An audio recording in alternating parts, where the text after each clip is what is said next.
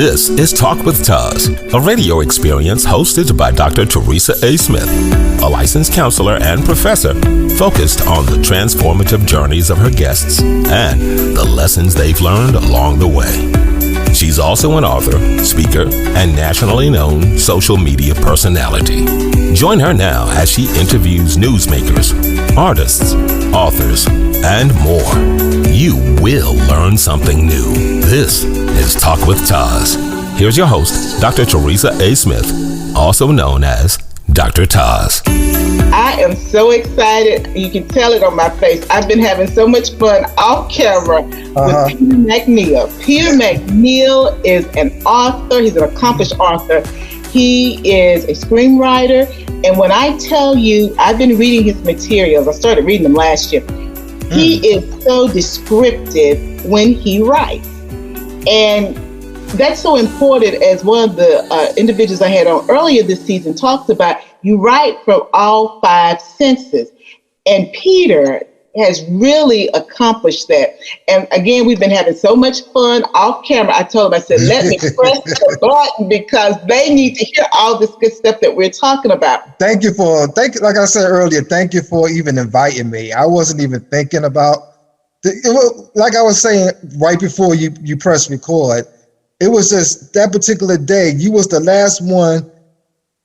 There's just that day, there was so much things happening, you know what I'm saying?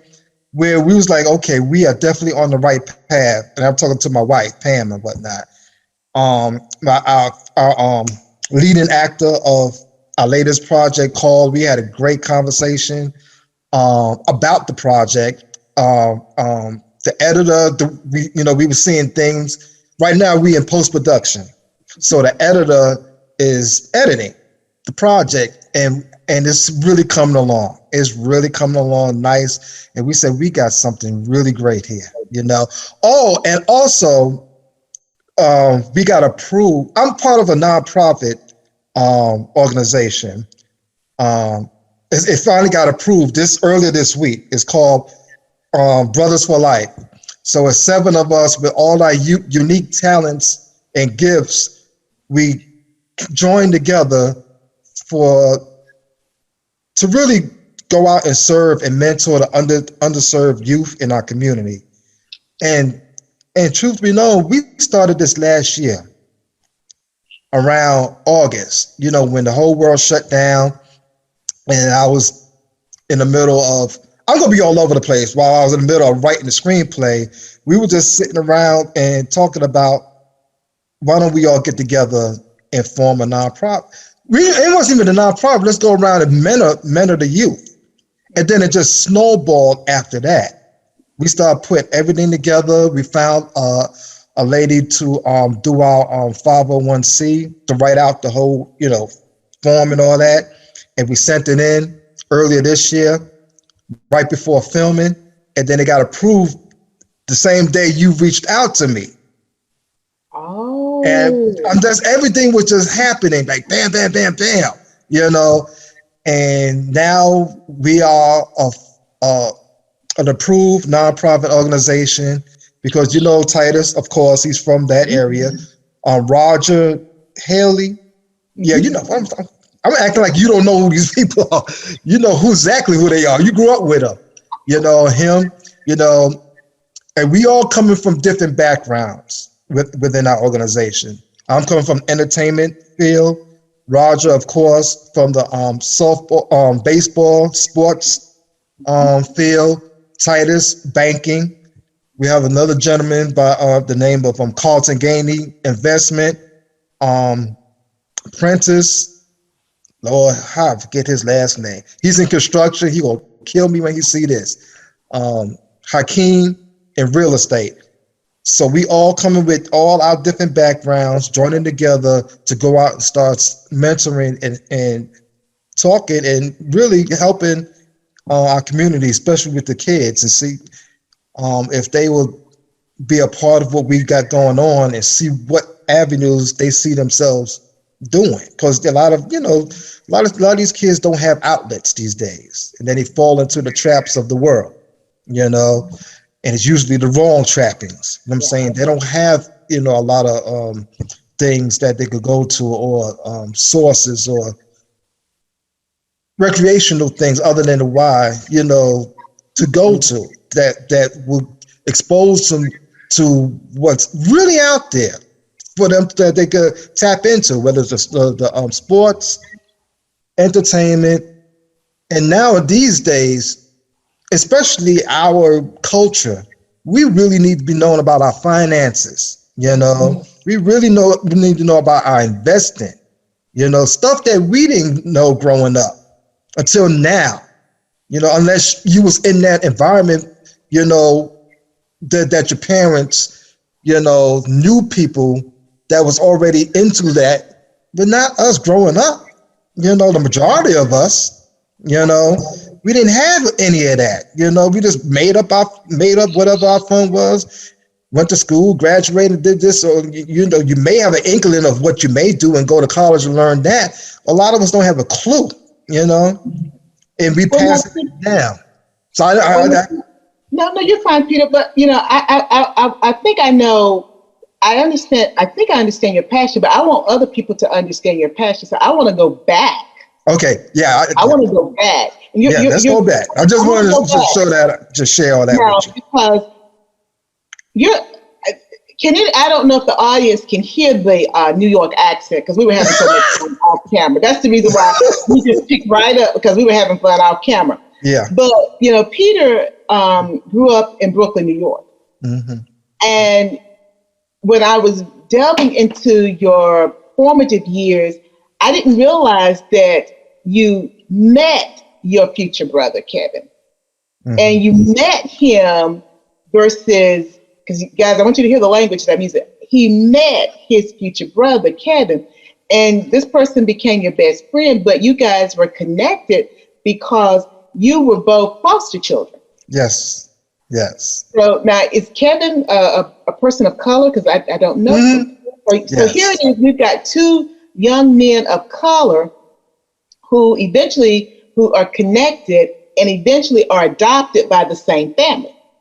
Mm-hmm. And so when you hear the passion about Peter talking about the fact that the Brothers for Life nonprofit has been approved, and the fact that it was approved the week, everything was just happening the same day that I reached out to him. Mm-hmm. I want you to understand why he is so excited, because with the life that you've lived, to come full circle with everything that you've been working towards for so long, and everything seeming to hit the same day or the same week, it's enough to be excited. And then having grown up in the foster system, to now be in a position where you can mentor. You guys were sitting around last year talking about what can we do to help these young boys, these young men of color. And for the audience, just as a reminder, the school to prison pipeline is real. It's very real. In the third grade, the kids that don't pass the state assessment, that is how they know how many beds to prepare for prisoners. So in other words, that's the records, that's the data that drives how many prison beds that they're going to need in 10 years or 15 years. And so being in a position to be able to support these young African-American or other boys of color is so important. And then I look at how you brought almost every possible arena to the table, because you've talked about you're in the entertainment field. You've got someone who's an athlete who plays, and guys, y'all forgive me, I just know a lot of stuff about a lot of little things, but I get it confused sometimes. But this young man, he was, I'm gonna say the step down team that he's talking about. Anyway, the person that he's talking about, he played for the Durham Bulls. Everybody don't play for the Durham Bulls, but Roger Haley played for the Durham Bulls. He's a left-handed pitcher. And so, he's a left-handed. Yes. And so to be able to bring Roger's know-how to the table, because we can't forget, unfortunately, our community has not always been able to see education as a way out. We sometimes only see athleticism as a way out. So still having that person who's connected to that that area, and then you're connected to entertainment, and then having someone who's in banking, then someone who's investing, then you got construction, real estate. You guys really have the opportunity to package a really successful program to support our young boys, young guys of color, because I want to be inclusive of that. And so, yes, I want the audience to understand why you laid off, because we already had a conversation, but why that was so important for you to detail that. Because one, that's real important that you were funded, because everybody doesn't get funded that quickly. You know what I'm saying? Everyone doesn't get their 501c3 that quickly. And then coming from your background in New York. Yes. That's the full circle, because you individuals who, after some time, you found your place with the right family, but you had some individuals that were pouring into you. And now you have the opportunity to pour into other young men. That touches the heart. It does. I mean, you said everything. You know, when my biological, gave me up at the age of 6, while I was there, and that was in the Coney Island part of Brooklyn, we lived in a big tenement building, and I could see the way we was living. We was living in dire. It was just really low, low income, and it was just despair. I remember we barely had furnishing. I remember we had 2 dogs, King and Queenie.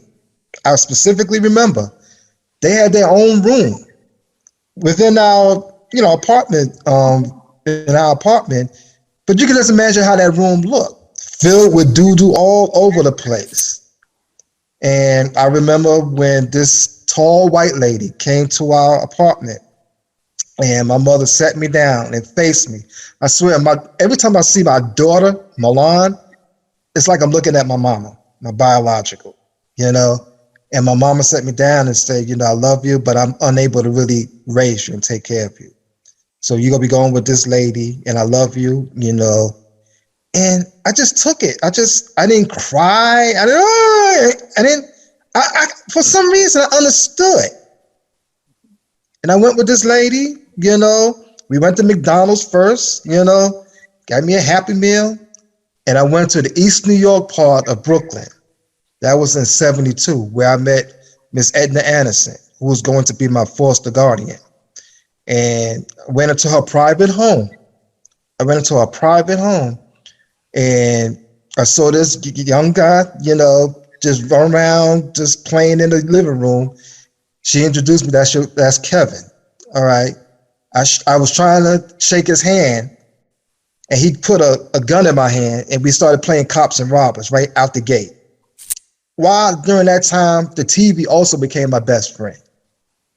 Just sat down, just watched TV. So when you get fast forward all the way past, because I know you're going to ask some more questions and whatnot, I think at that early age, that was the seed that started me with my fascination with films. So in 1978, this lady came around that lived around the corner on Shepherd Avenue, Miss McNeil. She always kept coming around, checking on her. I'm like, who is this lady? Come to find out, her and her husband was going to adopt us. And eventually they did. So, I remember our goodbyes from Edna Anderson, and we went around the corner and started living with the McNeils. And in 79, I became Peter McNeil.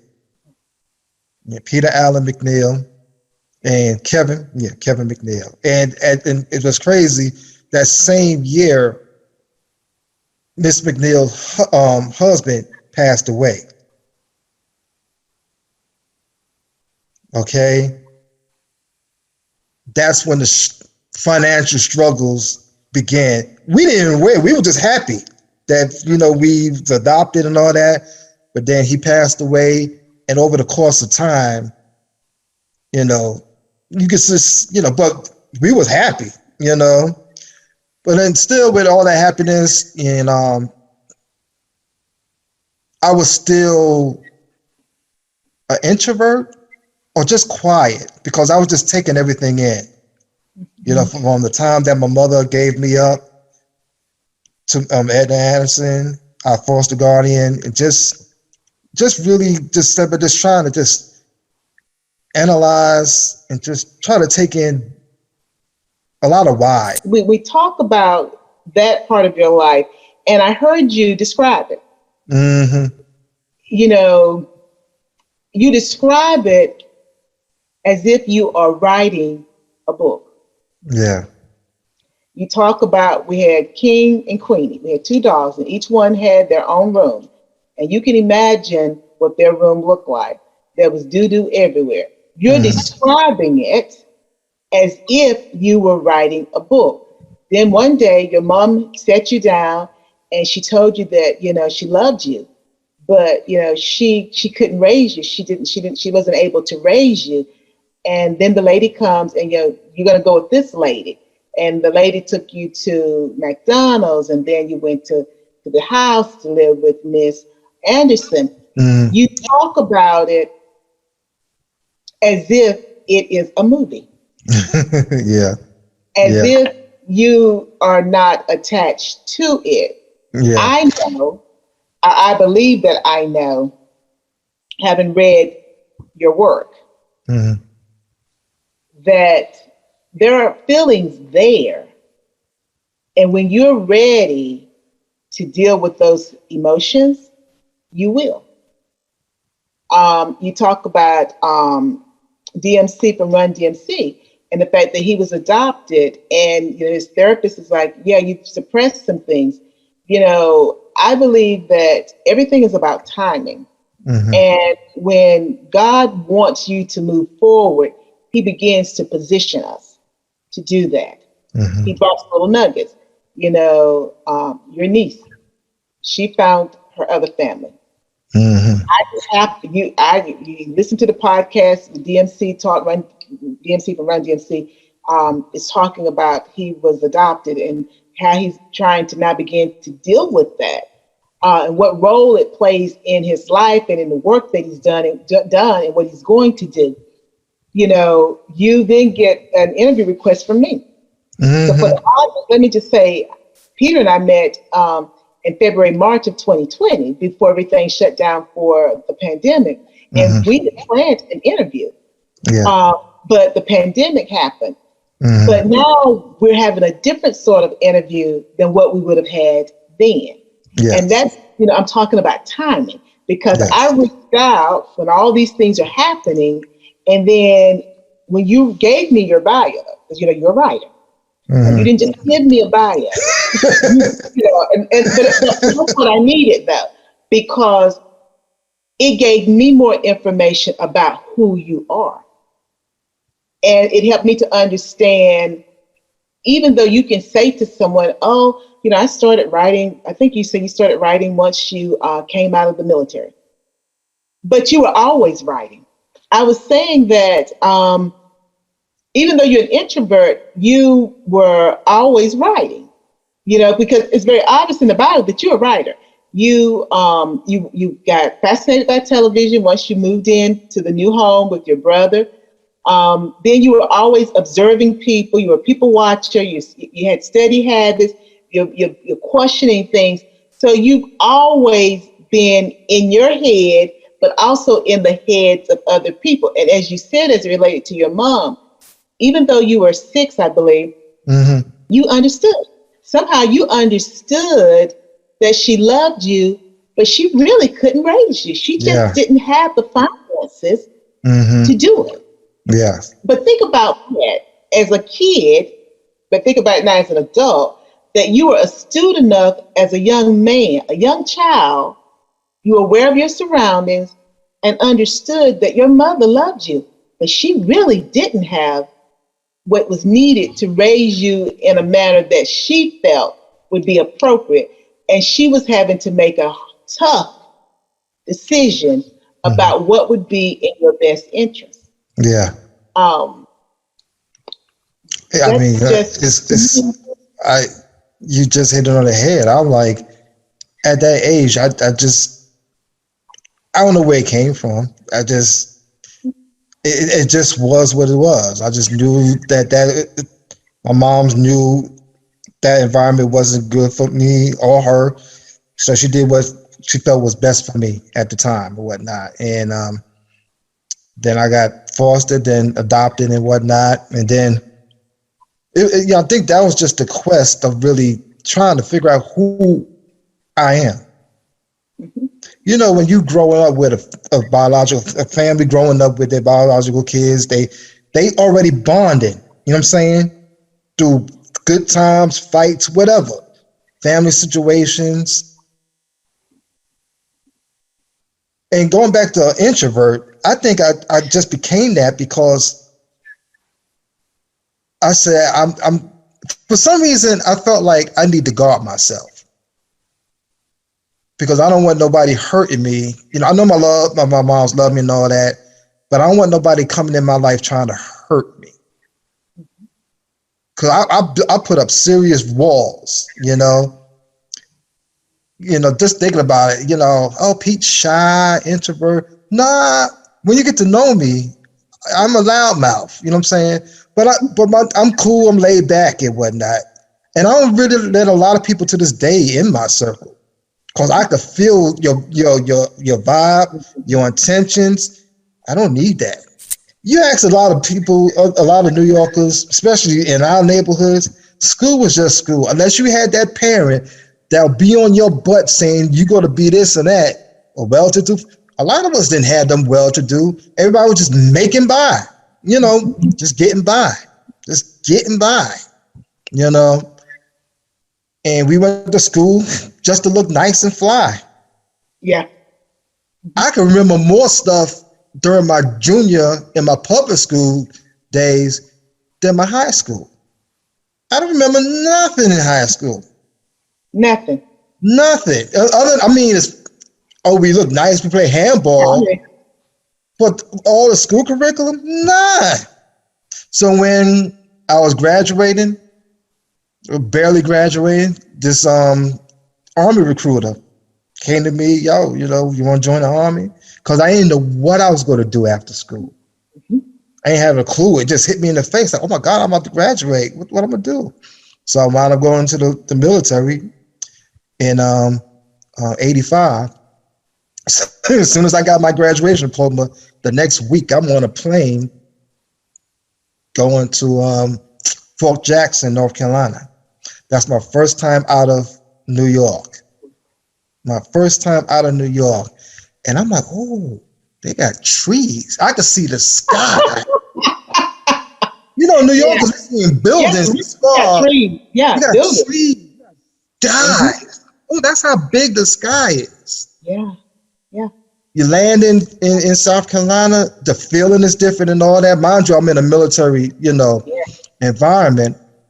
I only signed up for 3 years. I knew right during basic training that wasn't for me, but I said 3 years, I'm gonna do it because I ain't got nothing else to do. I didn't plan on doing anything to do. So, I started writing. That's when I started writing. When I would write to my girlfriend at the time, I write a little letter, then I'll add rhymes, a poem at the end. That ballooned over the next couple of years into me writing 10-page rap rhymes to people, not just my girls, to my homegirls, to my homies. They thought I was crazy. That was my therapy. The rap was your therapy. Rap, poems, or writing, whatever. 10 pages, I'm just writing. I wasn't hardcore military at all. I'm a New Yorker in a military uniform. Yeah. So they didn't like the way I kind of, my vibe. I wasn't gung-ho. I wasn't none of that. I'm New York. I'm just here. They used to get, when you see Urge, when we premiere, I don't know when this is going to air, but when you see Urge to premiere, you're going to see a lot about me. Okay. You're going to see a whole lot about me, and what I was going through internally, So that's when the writing began, But And Peter, but I think that's very important for the audience to see. You were dealing with a lot of, you call it internal, a lot of emotions, a lot of changes, because your brother and you get adopted by the McNeils, and then yeah, your adopted father, dies that year. yeah, And over time, we see things begin to shift, and as you said, some different elements started coming into the house, and we understand. So, and you talked about, it's not that you really was such an introvert, but it was your way of guarding yourself. yeah. So to then, there's so many things that you could have used as a sense of therapy. Mm-hmm. I think that it's the destiny, it's the purpose part of that was there before you were ever really conceived, that stepped in, because you chose to use the pen Mm-hmm. as your therapy. Mm-hmm. You started writing letters to your girlfriend, and you started adding rhymes, and then you started writing these rap poems. It was crazy. It was more for me than for them. Yeah. They just the person that received it. Yeah. And they used, let me tell you something. The letters I used to get back, like, ooh, P, I loved it. I made them feel special, the girls especially. But I just enjoyed doing it. Okay. It was for me. And I hope you liked it. You know what I'm saying? I like that. It was for me, but I hope you like it, though. Exactly. I just hope you liked it. Did it make sense to you? Critique it, And they liked it. It was crazy. Yeah, they liked it. They liked it a lot. They showed me how they liked it and whatnot. So it was what it was. But now, Peter, you also said in your bio that there was a person, I think it must have been when you were in the military, that said that you really wasn't fit for anything but existing on this planet. What did that person mean? Why did a person tell you that as a human being, you're only fit to exist on the planet, as if you don't bring anything to the planet? I'm trying to think. He was a lieutenant. I was part of the 82nd Airborne Division, the 307th Engineer Battalion that was part of the 82nd Airborne Division, the people that jump out the plane. Yeah, 82nd. I enjoyed that. Jumping out of the plane. I got tricked in it. I didn't know exactly what I was getting into, but the recruiter said, yeah, you get the, parachute. I didn't know it was a hardcore stuff like that, but I did it. One of my comrades, he's a white, cool guy. I remember he came to me. He had this look on his face like, Pete, man, that new lieutenant that came to our battalion, he was an asshole. None of the guys really, none of his peers, because they were brass, officers, didn't really care for him that much. Okay. But anyway, he must have said something. He said that, and my man was kind of in the area, and he came back and said, yo, I don't know what you did to this guy, this lieutenant, but he don't like you. And I'm like, what? He said, you only here to just put on this earth just to exist or something. That statement stayed with me. I could have dismissed it, but at the time, even I think what was irking me was I was proving him right, because I didn't have a plan for my life. That's what the movie Urge is really all about, which led to the addiction, which was my porn addiction that I overcame. You know what I'm saying? Because what they say, an idle mind is the devil's playground. Yeah. I didn't have no ambition, nothing. I got out of the military, I work at UPS here. I was working at the Workers' Compensation Board. We had fun times, but I ain't had no plan for my life. None. Thank you for listening to Talk with TAS with Dr. Teresa A. Smith. For more information on this show and Dr. TAS, you should visit AskDrTaz.com.